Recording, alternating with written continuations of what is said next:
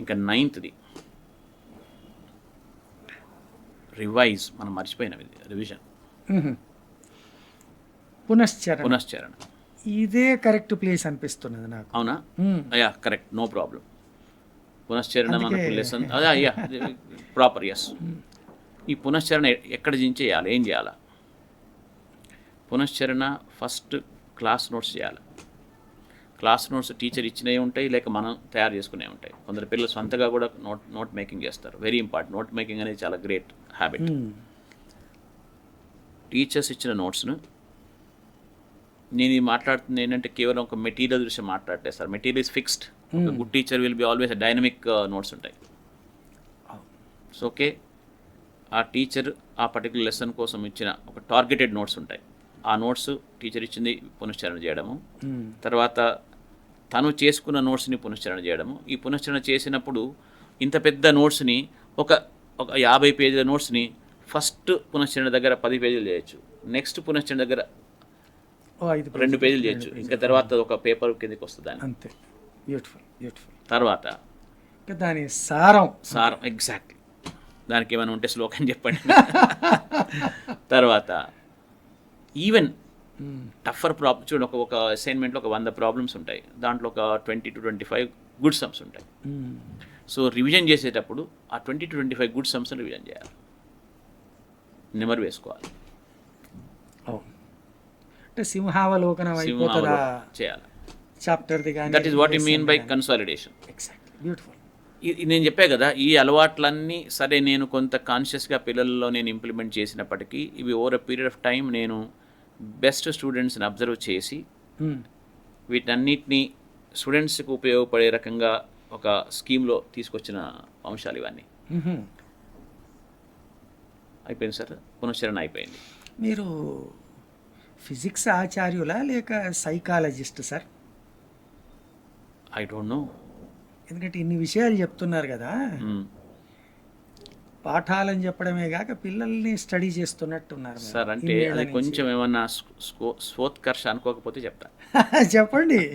మనం అందులో అనుకున్నాగా ఇష్టాగోష్ఠిలో మీ పర్సనల్ విషయాలు కొన్ని, వ్యక్తిగతం కొన్ని ఉపయోగపడేవి. ఎందుకంటే వ్యక్తిగతమైన విషయాలలో నేను సొంతంగా పొగుడుకోవడం అంటే సోత్కర్ష అనుకోను. అది అందులో సారం గ్రహించేవాళ్ళు, మీరు అన్నట్టు సారం గ్రహించేవాళ్ళు అందులోంచి నీతే తీసుకుంటాడు వాడు. అందుకని మీరు చక్కగా చెప్పవచ్చు. మీరు ఒకసారి అన్నారు నాతో, సార్ మీరు ఎప్పుడు కాలేజీలో ఉంటారు, ఎప్పుడైనా పిల్లల్ని తీసుకొని నేను బయటికి వెళ్ళమని అడిగారు ఒకసారి, గుర్తుంది? అవును. ఎప్పుడు ఇక్కడే ఎందుకుంటారా? అవును. కానీ నాకైతే తప్పదు ఎప్పుడు ఇక్కడ ఉండడం. కానీ నాకు ఐ డోంట్ మిస్ సొసైటీ. ఎందుకు అంటే I interact with parents. And లక్కీగా మన దగ్గర ఏంటంటే అన్ని రకాల పేరెంట్స్ వస్తారు. రిచ్ పేరెంట్స్ వస్తారు, పూర్ పేరెంట్స్ వస్తారు. రిచ్ స్టూడెంట్ వస్తాడు, రిచ్ స్టూడెంట్ అంటే ఐ మీన్ టాలెంటెడ్ స్టూడెంట్ వస్తాడు, ఒక మామూలు స్టూడెంట్ వస్తాడు. తెలుగు వాళ్ళు వస్తారు, మహారాష్ట్ర వాళ్ళు వస్తారు, ఒరిస్సా వాళ్ళు వస్తారు, ఎక్కడెక్కడి నుంచో వస్తారు. So I see a cross section of parents here and students. And ఒక్కొక్కళ్ళు ఒక్కొక్క యూనిక్ ఫ్లేవర్ని ప్రజెంట్ చేస్తారు. నాకు సగం హ్యాబిట్ ఏంటి అంటే for my own satisfaction keep watching and observing students అనమాట, పేరెంట్స్. సో దీంట్లో ఇంకా ఇది ఏమంటారు, ఇది ఒక ఎంపెరికల్గా ఎంతో అనుభవం వచ్చినట్టే కదా. హ్యూమన్ సైకాలజీ ఆటోమేటిక్గా అర్థమైపోతుంది కదా. Teacher should be A psychologist కదా. ఇంకా దాంతోపాటు మనకు హాస్టల్ కూడా ఉంది కదా. ఉండేసరికి మనకు ఒక కనీసం సగం కాదు, ఒక 1,000 డాక్టర్ కూడా అయి ఉంటాడు. అంతే, ఆల్ ఇన్ వన్.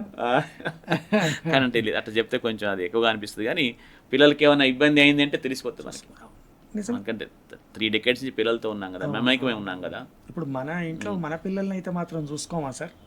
వీళ్ళు అంతే.